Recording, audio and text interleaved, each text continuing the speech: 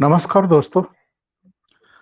आप जानते हैं कि चीन की क्या गतिविधियां लगातार पिछले कई वर्षों में चल रही हैं और 2017 में डोकलाम में और अब अप्रैल मई से पूर्वी लद्दाख में भारत के सामने चीन ने किस तरह की चुनौतियां पेश करने की कोशिश की हैं। और भारत अकेला देश नहीं है जो चीन की इस तरह की जो नाफरमानियां हैं उनका शिकार हो रहा है, बल्कि प्रशांत क्षेत्र के, हिंद क्षेत्र के बहुत सारे देश हैं और दक्षिण चीन सागर के आसपास भी जितने देश हैं वो भी चीन का जो आक्रामक रवैया है, जो विस्तारवादी रवैया है, उससे परेशान है। बहुत सारे देशों को चीन से शिकायत है। अभी अमेरिका का एक विदेश मंत्रालय का दस्तावेज सामने आया है, करीब 70 पेज का, और इसमें बहुत सारी बातें कही गई हैं चीन की आक्रामकता को लेकर के, उसके विस्तारवादी रवैये को लेकर के, अलग अलग देशों को लेकर के उसकी जो नीति और रणनीति है, सामरिक नीति है, उसको लेकर के भी। इस मुद्दे पर बातचीत करने के लिए मेरे साथ रक्षा और विदेश मामलों के जानकार और हमारे मित्र भी प्रभात राय जुड़ रहे हैं। प्रभात जी, आपका बहुत स्वागत है। शुक्रिया जनाब, अमेरिकी धन्यवाद। विदेश अमेरिकी विदेश मंत्रालय का जो ये नीतिगत दस्तावेज सामने आया है, इसमें जो तथ्य खास तौर से पेश किए गए हैं भारत के संदर्भ में, उनका यह कहना है, इस दस्तावेज का यह कहना है कि चीन तेजी से उभरते भारत से भयभीत है। तरक्की को प्रतिद्वंदिता की तरह देखे ये तो ठीक है, लेकिन दुश्मन की तरह वो व्यवहार कर रहा है। सीमाओं को सरगर्म किए हुए है, पाकिस्तानी आतंकवादियों की मदद करता है, सुरक्षा परिषद में भारत की एंट्री में बाधा बना हुआ है, और बहुत सारे उसके ऐसे स्टेप हैं जो ऐसा प्रतीत होता है दिल से कि वो प्रतिद्वंदी की तरह कम और दुश्मन की तरह ज्यादा व्यवहार कर रहा है। आपका क्या कहना है? देखिए, आपकी बात एकदम दुरुस्त है। और जो अमेरिकन रिपोर्ट है वो बहुत ही इंपॉर्टेंट रिपोर्ट है हमारी दृष्टि से और दुनिया की दृष्टि से भी, विश्व जी। दृष्टि से भी। क्योंकि क्योंकि अमेरिका एक महाशक्ति है और भारत एक उभरती हुई शक्ति है। चीन महाशक्ति होने का दावा कर रहा है और केंद्र बनना चाहता है, ये इस रिपोर्ट में भी कहा गया है। चीन की जो लालसा है वो उसी तरह से है जैसी कभी रूस की थी स्थिति। एक दौर में कोल्ड वार के पीरियड में आपको अच्छी तरह याद होगा कि अमेरिका और सोवियत रशिया दो केंद्र थे विश्व शक्ति के। 1990 के बाद रूस का पराभव हो गया और 15 टुकड़े करीब हो गए, तो महाशक्ति के रूप में उसका जो है स्थान समाप्त हो गया। बहुत लंबे वक्त तक वर्ल्ड जो है वो एक वन पोलर वर्ल्ड बना रहा। विश्व की सबसे बड़ी महाशक्ति है, एकमात्र शक्ति अमेरिका की। इसके बाद धीमे धीमे 2000 के बाद खास तौर से हमने देखा कि अर्थ शक्ति बनना शुरू हुआ धीमे धीमे चीन, और अब एक बड़ी सैन्य शक्ति होने की भी कोशिश कर रहा है चीन। तो चीन का जो पूरा का पूरा नजरिया है वो मोनोलिथिक या एकाधिकारवादी रवैया उसकी फितरत में है चीन की। ये उसका जो दृष्टिकोण है वो करीब करीब वैसा ही है जैसा किसी फ्यूडल कंट्री का होता है। निश्चित रूप से वो एक साम्यवादी देश है, लेकिन साम्यवादी आचरण कहीं नजर नहीं आता उसका। कारण क्या है कि 18 से देशों से जो उसका विवाद है, सिर्फ भारत से ही नहीं है उसकी तनातनी, और भारत से खास तौर से उसका जो भय है वो ये है कि भारत एक तो उसका एकदम निकट पड़ोसी राष्ट्र है, दूसरा भारत की दोस्ती जो साउथ एशिया के अंदर है वो बड़ी प्रबल है, जिनसे उनकी दुश्मनी है। खासतौर से मैं वियतनाम का जिक्र करना चाहूंगा, जो खुद एक कम्युनिस्ट कंट्री है चीन की तरह ही। उसके साथ चीन का एक जंग हुआ 1979 में, और वो जंग जो है बड़ी जबरदस्त जंग थी, इसमें चीन को पराजय का मुख देखना पड़ा। आज वियतनाम हिंदुस्तान का सबसे बड़ा दोस्त है, चीन का दोस्त नहीं है, क्योंकि चीन के साथ भी उसके वही झगड़े हैं जो हमारे साथ हैं। वो तमाम देशों की जमीनों पर, तमाम देशों के द्वीपों पर, दक्षिण चीन सागर के अंदर अपनी दादागिरी से, अपनी सैन्य शक्ति से और अर्थ शक्ति से भी वो कब्जा करना चाहता है। अभी आप देखिए कि अभी जो है कई समझौते हुए हैं। अभी ये जो है एक और समझौता चीन ने 18 करीब 15 देशों के साथ किया है, जिसमें हिंदुस्तान ने उसको नकार दिया है। वो उन्होंने भी नकार दिया जिनकी वो जमीन हड़पना चाहता है। इवन दक्षिण कोरिया भी उसमें शामिल है, जापान शामिल है, ऑस्ट्रेलिया शामिल है, जो हमारे साथ चीन के विस्तारवाद के विरुद्ध खड़े हैं हमारे साथ। उनकी भी हिम्मत नहीं थी कि उस समझौते को नकार दें। भारत ने देखा कि वो समझौता जो है चीन के आर्थिक एकाधिकारवाद को और अधिक बढ़ाएगा, और खासतौर से जो हमारा कृषि क्षेत्र है उसको बहुत बुरा अफेक्ट करेगा। तो इस कारण से भारत ने चुनौती दिए यहाँ भी उसको। उसने नहीं माना उस समझौते को। वन रोड वन बेल्ट वाला जो एग्रीमेंट था, बड़े बड़े देश उसके सामने झुके, भारत नहीं झुका। भारत ने आज तक उसको स्वीकार नहीं किया, वन बेल्ट वन रोड वाले आइडिया को। तो इस तरह से जो भारत का जो आचरण है वो चीन को चुनौती देने वाला रहा है। इसलिए वो ठीक है उसमें रिपोर्ट में, इसलिए मैंने इसलिए बातें बताई बैकग्राउंड की कि ये सब पृष्ठभूमि में ही चीन समझता है कि भारत उसका एक शत्रु देश है और एक उभरती हुई अर्थव्यवस्था का उसको सबसे ज्यादा चुनौती दे सकता है एशिया के अंदर, खासतौर से एशिया में, जहां पर वो अपना प्रभाव 18 देशों की सरजमीन पर बढ़ाना चाहता है, दक्षिण चीन महासागर को कब्जा करना चाहता है। अमेरिकी विदेश मंत्रालय के इस दस्तावेज में ये भी कहा गया है प्रभात जी कि जापान, दक्षिण कोरिया, ऑस्ट्रेलिया, थाईलैंड, फिलीपींस, इसके अलावा भारत, वियतनाम, इंडोनेशिया और ताइवान, ये ऐसे देश हैं जो इस समय चीन के निशाने पर हैं। और ये तो आप जानते हैं कि भारत के लिए वो लगातार तनाव बढ़ाने का काम करता रहा है, पहले डोकलाम 2017 में और अब पूर्वी लद्दाख। और ये भी कहा गया है इस रिपोर्ट में कि इस क्षेत्र में कई देशों की सुरक्षा, स्वायत्तता और अर्थव्यवस्था, इन तीनों को वो नुकसान पहुंचाने की कोशिश लगातार कर रहा है।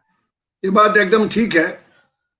कारण क्या है, देखिए जो चीन का रवैया है, अभी अमेरिका के साथ जो उसका झगड़ा हुआ, अच्छे संबंध बन गए थे 1971 के बाद, उसके शानदार संबंध बने और बहुत अच्छा व्यापार में भी उसने लाभ कमाया अमेरिका से। लेकिन उसकी जो इकोनॉमिक पॉलिसी थी उससे अमेरिका जैसा देश जो है वो तंग आ गया। आप कुछ भी कहें, ट्रंप ने एक काम बहुत जबरदस्त किया, कम से कम चीन के इस एकाधिकारवादी प्रवृत्ति को चुनौती दी, विश्व स्तर पर चुनौती दी। ताइवान के साथ इस तरह कोई भी प्रेसिडेंट खड़ा नहीं हुआ था जिस तरह से ट्रंप खड़ा हुआ। डोनाल्ड ट्रंप के अंदर ये चाहे खूबियां खराबियां हर राष्ट्रपति में होती हैं, उसका उनको परिणाम भी भुगतना पड़ा, जो उन्होंने गलतियां की हैं उससे लोग नाराज भी हो अमेरिका के। लेकिन जो उनकी वर्ल्ड पॉलिसी थी उसमें इतना जबरदस्त अमेरिका का एक तरह से साफ साफ दृष्टिकोण जिस तरह से ट्रंप ने पेश किया, पाकिस्तान हो चाहे चीन हो, एशिया को लेकर खास तौर से, ताइवान को लेकर खास तौर से, ताइवान को तो एकदम नेग्लेक्ट कर दिया था इससे अमेरिका ने। ताइवान का जो वजूद है, ताइवान का जो अस्तित्व है, आप जानते हैं अमेरिका के ही कारण है, बल्कि नाटो देशों के कारण ही बना रहा। वो छोटा सा मुल्क जो है वो आज तक कायम है। चीन ने कभी उसको माना नहीं और उसको हटाकर ही संयुक्त राष्ट्र में चीन को सदस्यता दी गई। तो इसलिए ताइवान के साथ जिस तरह खड़ा हुआ अमेरिका, और आगे भी मुझे उम्मीद है जो इस समय जो बाइडेन जो अब सत्ता संभालने वाले हैं वो भी इस नीति को नकार नहीं पाएंगे, बल्कि उन्होंने तो ठग कहा है चीन को। चीन के जिनपिंग राष्ट्रपति को ये शब्दों कभी ट्रंप ने भी इस्तेमाल नहीं किए। जो लोग ये तवक्को कर रहे हैं, जो लोग ये उम्मीद कर रहे हैं कि आने वाला अमेरिका जो है वो चीन के प्रति अत्यधिक उदार हो जाएगा और भारत के प्रति उसका दृष्टिकोण बदल जाएगा, वो एक गलत फहमी में जी रहे हैं। नहीं, अभी जो प्रधानमंत्री नरेंद्र मोदी की जो बाइडेन से बातचीत हुई है और कमला हैरिस से बातचीत हुई है, उसमें भी और लंबी बातचीत हुई है प्रधानमंत्री मोदी की और जो बाइडेन की, क्योंकि जब बराक ओबामा के साथ ये उपराष्ट्रपति थे तो 2 अमेरिकी यात्राओं के दौरान प्रधानमंत्री मोदी की उस समय जो बाइडेन से भी बातें हुई थी, मुलाकातें हुई थी, तो दोनों के बीच में एक अच्छी खासी अंडरस्टैंडिंग है। तो जो बाइडेन ने प्रशांत महासागर क्षेत्र के बारे में मोदी से बात करते हुए स्पष्ट किया है कि अमेरिका की नीति में कोई बदलाव नहीं आएगा। राष्ट्रपति बदल रहे हैं, पार्टियां बदल रही हैं, लेकिन जो अमेरिका की नीति है, यानी उसने जो 2 युद्धपोत भेजे हुए हैं प्रशांत क्षेत्र में, हिंद क्षेत्र में, वो रहेंगे। जो सुरक्षा व्यवस्था उनकी वहां आ गई है वो रहेगी।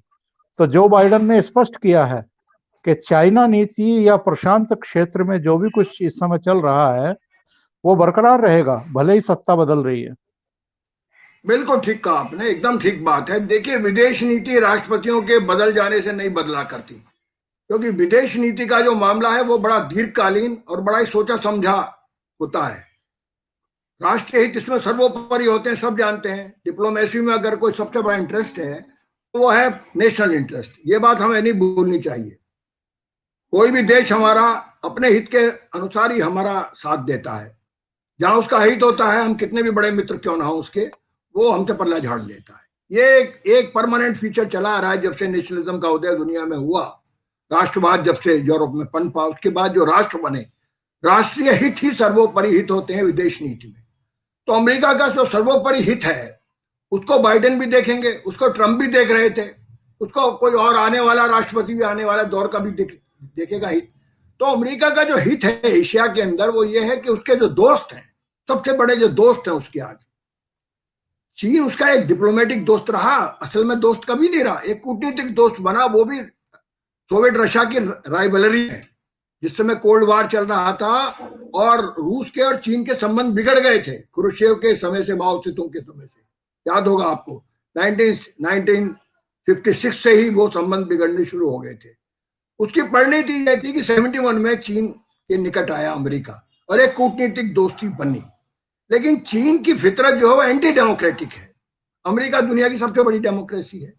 अभी देखिए हांगकांग पर जो 5 देशों ने, जिसे IO5 कहा जाता है, उन्होंने एक चीन को लेकर, हांगकांग को लेकर एक बयान दिया। तो चीन का जरा रिएक्शन देखिए। कोई भी सभ्य देश, कोई भी समझदार देश ऐसी भाषा का इस्तेमाल नहीं करेगा। किसी ने किया भी नहीं। उन्होंने कहा आंखें निकालनी जाएगी। ये जो I5 है, अगर ये 10 भी होंगी तो आंखें निकालनी जाएंगी अगर हांगकांग की तरफ देखा किसी ने। तो ये जो दृष्टिकोण है ये कोई मानवतावादी दृष्टिकोण नहीं है। और मानव अधिकारों के उल्लंघन को लेकर जो इस रिपोर्ट में बात कही गई है, जिसका आपने जिक्र किया शुरुआत में ही, ये जो रिपोर्ट आई है जिसमें भारत को वो शत्रु इसलिए मानता है क्योंकि वो उसको चुनौती देता है, उसी रिपोर्ट में ये कहा गया है कि जो है अमेरिका जो है वो क्या उसको असेस करता है, उसको, उसके कैरेक्टर को, चाइनीज कैरेक्टर को जिस तरह से रिपोर्ट में इसका परीक्षण किया गया है वो अद्भुत है और वो सच्चाई के बहुत निकट है। भारत भी इसी तरह सोचता है। ये जो डेमोक्रेटिक कंट्रीज है, हमें ये भी नहीं भूलना, हमें ये भी नहीं भूलना चाहिए प्रभात जी कि जब ब्रिटिश हुकूमत ने हांगकांग को हैंड ओवर किया था चाइना को, तब ये एग्रीमेंट हुआ था कि अगले 50 साल तक आप हांगकांग में दोहरी व्यवस्था लागू रखेंगे। यानी जो हांगकांग के नागरिकों के अधिकार हैं उनमें आप कटौती नहीं करेंगे। जिस चीज का आपने जिक्र किया है कि अमेरिका, जापान, कनाडा, न्यूजीलैंड और ब्रिटेन ने हांगकांग में नागरिक अधिकारों को घटाने की कड़ी निंदा की, नए सुरक्षा कानून वहां लागू कर दिए गए और दमनकारी रवैया अपनाया जा रहा है पुलिस के द्वारा। इन 5 देशों ने चीन की इस पॉलिसी की निंदा की थी और बहुत सारे देश हैं जो इस बात के पैरोकार हैं, इसके समर्थक हैं कि हांगकांग के नागरिकों के वे अधिकार चीन निलंबित ना करे जो एग्रीमेंट में, जिसके लिए चीन तैयार हुआ था कि अगले 50 साल तक वहां पर दोहरी व्यवस्था होगी, यानी चीन का शासन भी होगा और जो उनके अधिकार हैं, नागरिक अधिकार हैं, वो भी लागू रहेंगे, यानी लोकतांत्रिक सिस्टम लागू रहेगा। पूरी दुनिया जानती है कि चीन में तानाशाही है, लोकतंत्र तो है नहीं। तो वही चीजें वो हांगकांग में भी अब लागू करना चाहता है, लादना चाहता है, और कोई अगर आवाज उठा रहा है तो उनको देशद्रोह में अंदर जेलों में ठूंस रहा है। बिल्कुल ठीक बात है। चीन जो है वादा खिलाफी का तो पूरा नमूना रहा है इतिहास में। देखिए, रूस से तो बड़ा कोई दोस्त नहीं था ना उसका। रूस ने ही चीन के अंदर क्रांति का सबसे बड़ा, समझिए कि उसकी संपूर्णता के लिए सबसे ज्यादा मदद रूस ने की। ये चांग काई शेक को परास्त कर सकते थे क्या? इनके अंदर इतनी ताकत थी? अगर सोवियत रूस पीछे न खड़ा होता और पूरे हथियारों को न सप्लाई करता, पूरी सप्लाई लाइन थी, के बावजूद भी इस तरह से शत्रुता इन्होंने निभाई रूस के साथ, तभी पता लगा था 1956 में कि ये क्या है इसकी फितरत। और 1974 में तो खूनी लड़ाई हुई, खूनी जंग हुई बॉर्डर डिस्प्यूट को लेकर। व्लादिवोस्टक पर आज भी चीन अपना दावा जमाता है, आज भी। वही व्लादिवोस्टक जो सबसे महत्वपूर्ण नेवल सिटी है रशिया का, पहले वो सोवियत रशिया था, 15 देश उसके साथ शामिल थे संघ में। तो चीन की फितरत तो राइट फ्रॉम वेरी बिगिनिंग, देखिए, वो आज नहीं बनी है। वो दगाबाज फितरत जो है, जो दगा उसने हांगकांग के साथ किया, सबसे पहले उसने सोवियत रूस के साथ किया था। और याद कीजिए, हम हिंदी चीनी भाई भाई का नारा लगा रहे थे जनाब। हम लोग पूरा विश्वास कर रहे थे, पूरा यकीन कर रहे थे कुछ भी हो जाए, लेकिन पंचशील को कम से कम चीन मानेगा। हमसे जो मोहब्बत की बातें चीन का चौमें लाई करता था आकर, बड़ी बड़ी बातें की, पंडित नेहरू कितना यकीन किए, हमारे साथ दगा किया। तीसरा देश वियतनाम, वियतनाम को चीन और रूस ने दोनों ने मदद की, तभी अमेरिका परास्त हुआ। जानते हैं, निरंतर जो रशियन हथियार आते थे थ्रू चाइना आते थे, सीधा पैसेज नहीं था। तो अब 3 देशों का तो यही मामला है। तो हांगकांग कोई नई बात नहीं है, उसी फितरत का परिचय देते हुए, जिस फितरत से उसने सोवियत रशिया को दगा दिया, भारत को दगा दिया, वियतनाम को दगा दिया, ठीक उसी तरह से अपने प्रोमिस को उसने जो कहा था जो है 47 तक, 50 वर्ष तक, 2047 तक, वो जो है टू सिस्टम्स, वहां तो कम्युनिस्ट सिस्टम है, वन पार्टी रूल है, वहां पर democratic system, multi party system है। तो मल्टी पार्टी सिस्टम तो एकदम डिफरेंट है, उसके अंदर ह्यूमन राइट्स होते हैं, फ्रीडम ऑफ स्पीच होती है, असहमति का पूरा अधिकार होता है। वहां अगर असहमति का अधिकार है चीन के अंदर, तो पार्टी के अंदर है, कोई दूसरी पार्टी चीन में चुनाव नहीं लड़ सकती, उसका अस्तित्व नहीं है। तो जितने ग्रुप्स चीन के अंदर आप देखते हैं ना, जो डिफरेंट ग्रुप्स हैं, वो विद इन कम्युनिस्ट पार्टी है। तो इस तरह से जो उसकी दगाबाजी है ना, वो नई कहानी नहीं है। हांगकांग में वो अपनी पुरानी फितरत की कहानी दोहरा रहा है। सारी दुनिया जो आज उसको इसके लिए कोस रही है कि वो ह्यूमन राइट का सबसे बड़ा वो वायलेटर है, सबसे बड़ा वो मानव अधिकार का हनन करने वाला देश है, उसका सबसे बड़ा एग्जाम्पल हांगकांग है। क्योंकि हांगकांग में जो अब नया सिक्योरिटी लॉ लाए हैं, उसके हिसाब से नेशनल सिक्योरिटी लॉ के नाम से एक बिल लाए हैं वो लोग, चाइनीज पार्लियामेंट ने उसको पास किया है। उसके अनुसार कोई भी अगर नागरिक हांगकांग का होगा, पहले यह था कि वो कोर्ट ऑफ जस्टिस वहीं होगा, highest court of justice Hong Kong में ही होगा, क्योंकि इट्स ऑटोनॉमस कंट्री, उसको एक स्वायत्तता प्रदान की गई है 50 वर्ष के लिए। अब वो नहीं, वो खत्म कर दी गई। अब उस मुलजिम को जो जिसको आरोपित किया जाएगा, जो आपने कही वो दो देशद्रोह में भी हो सकता है, वो अन्य किसी और कानून में भी हो सकता है, वो अब चीन लाया जाएगा उसको। और चीनी कोर्ट जो है वो बिल्कुल कम्युनिस्ट तरीके से उसको सजा देंगे, उसकी सुनवाई करेंगे। आप जानते हैं उसके अंदर क्या होता है, जो जो जो कम्युनिस्ट सिस्टम में आप जानते हैं कितना फास्ट काम करता है। 3 महीने के अंदर तो उसमें जज को सजा देनी पड़ती है या छोड़ देना पड़ता है।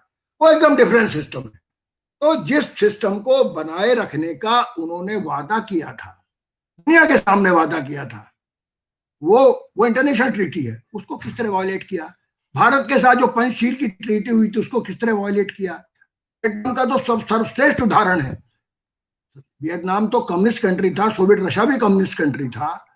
ये दोनों कम्युनिस्ट कंट्री के साथ जो एक कम्युनिस्ट कंट्री दगा करता है, तो उस पर कैसे दुनिया यकीन करेगी। और देखिए, आज जो भाषा बोली है उसने, या आपने पूरी पढ़ी होगी रिपोर्ट, उसने कहा we will pluck these eyes, हम आंखें निकाल लेंगे। ये जो 5 आइज कंट्रीज हैं जिनका आपने अभी जिक्र किया, ऑस्ट्रेलिया है, उसमें न्यूजीलैंड है, उसमें कनाडा है, इंडिया, वो यूके है और यूएस है।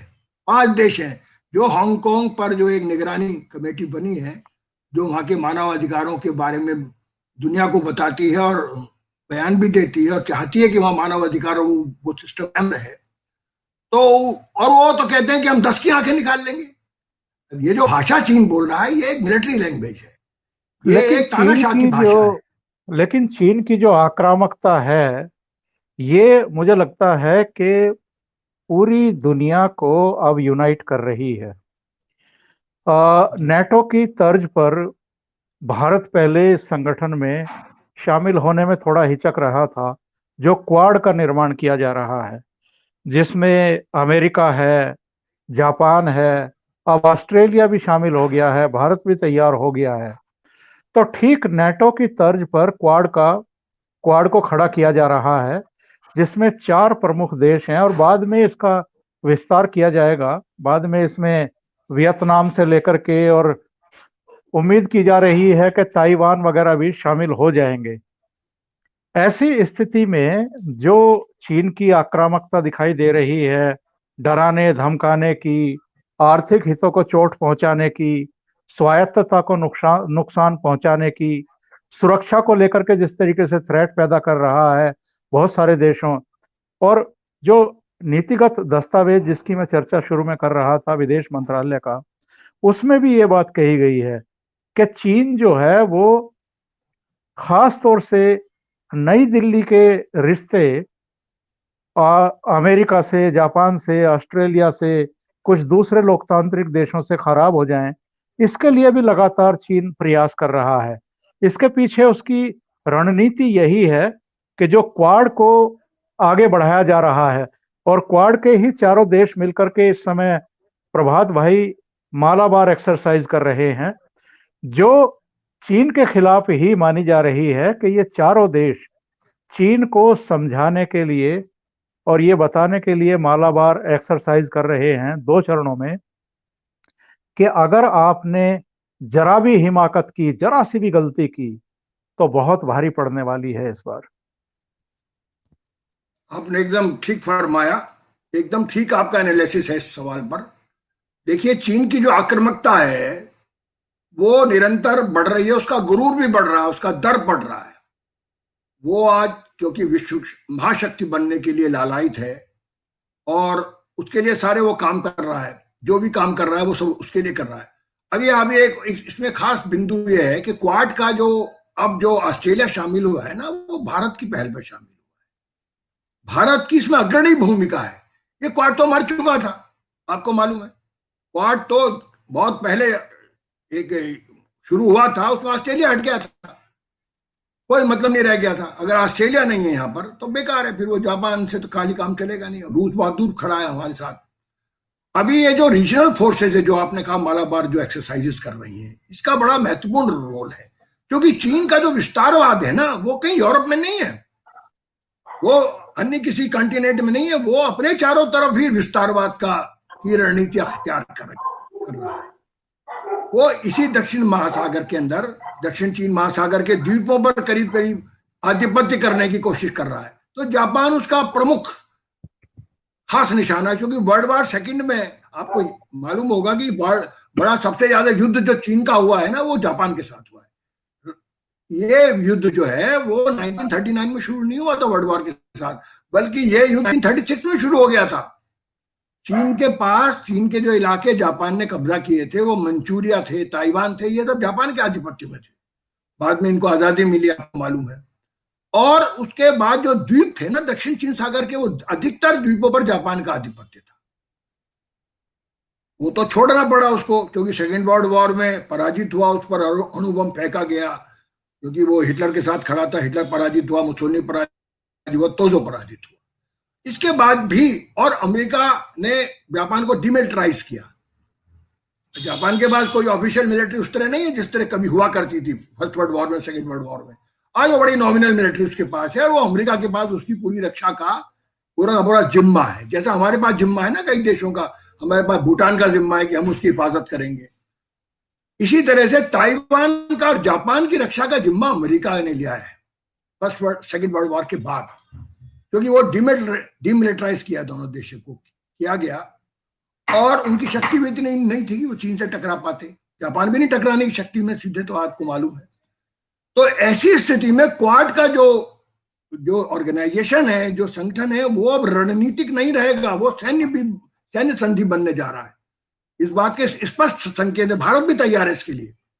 अब वो सैन्य संधि अगर बनेगा तो आप जानते हैं क्या होता है सैन्य संधि का मतलब, एक देश पर अगर आक्रमण होता है तो हर देश जो सैन्य संधि में शामिल है उसको खड़ा होना पड़ेगा, उसके साथ सैनिक भेजने पड़ेंगे, एक्टिव पार्टिसिपेट करना पड़ेगा। जैसे नाटो है, यूरोप का संगठन है, एक बार फ्रांस अलग हो गया था उस समय तकाल के समय, फिर दोबारा फ्रांस आया 2009 में। तो इस तरह से ये जो क्वाड बन रहा है ना, ये सबसे बड़ी चुनौती बनने वाला है, क्योंकि चीन का निशाना यूरोप नहीं है। वो आर्थिक निशाना बन सकते हैं, अमेरिका उसका आर्थिक निशाना बन सकता है, लेकिन उसके सैन्य निशाने तो हम है ना, उसके सैन्य निशाने हम हैं। भारत सबसे बड़ा सैन्य निशाना है उसका। वो आज भी जो है जिस तरह से बिहेव कर रहा है, 8 वार्ताएं हो चुकी हैं निरंतर, 8 राउंड हो चुके हैं, 9वां राउंड शुरू होने वाला है, अभी तक टस से मस नहीं हुआ है चीन। अभी जो पुराना जो हमारा ट्रीटी था उसके साथ कि जो हमारा लाइन ऑफ कंट्रोल है ना, लाइन ऑफ एक्चुअल कंट्रोल कहते हैं आप जिसको, वो उससे दूर रहेंगी सेनाएं। अभी क्या किया है उसने, अक्साई चीन वाला ही खेल खेला है यहाँ पर हमारे साथ क्या किया उसने कि पिछले 20 वर्षों में निरंतर, उसका कारण पिछली सरकारें रही हैं निश्चित रूप से, उन्होंने कोई भी निर्माण कार्य नहीं किया जिसको अब लाइन ऑफ एक्चुअल कंट्रोल कहते हैं, जबकि चीन 99% में निर्माण कार्य पूरा कर चुका है। हम कम से कम 20 वर्ष से उसकी उपेक्षा कर रहे हैं। अभी पिछले दिनों जब ये हुकूमत आई मोदी की, तब इस पर ध्यान दिया गया, उसी की तो बौखलाहट है। ये जो आप सैन्य तनाव देख रहे हैं पेंगोंग झील में, लद्दाख में, क्योंकि हम लोगों ने वहां पर अपना इंफ्रास्ट्रक्चर बिल्ड करना शुरू कर दिया है, इससे वो बौखला गया है, क्योंकि वो चाहता था मैं ही करूं। भाई ऐसे कैसे हो सकता, हम अपने इलाके में कर रहे हैं, आप अपने इलाके में कर रहे हो। लेकिन वो दादागिरी, वो जो दर्प है ना, सैन्य शक्ति होने का दर्प, भारत उसको 2 बार वैसे मजा चखा चुका है। 62 में जरूर हारे थे हम, इसके बाद 87 में अच्छा मजा दिया है हमने उसको, 1967 में भी हमने उसको चुचूल में हराया था। तो इतना गलत फहमी में चीन को नहीं रहना चाहिए भारत के प्रति। भारत अब वो नहीं है 1962 का भारत। अब भी कई बार कहते हैं इस बात को, मैं आपकी बात की तायद करता हूं, मैं आपकी बात से 100% सहमत हूं कि भारत 1962 का भारत नहीं है। ये भारत वो भारत है जिसने 2 टुकड़े कर दिए पाकिस्तान के।